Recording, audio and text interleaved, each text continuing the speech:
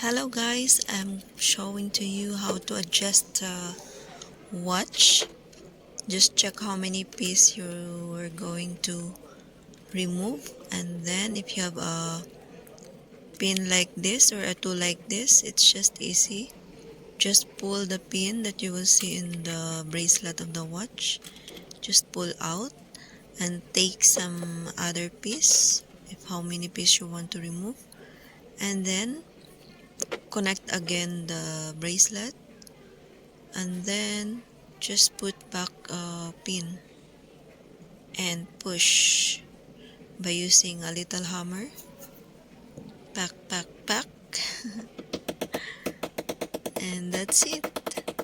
Thank you so much for watching. Please like and share my videos. Cheann Vlogs.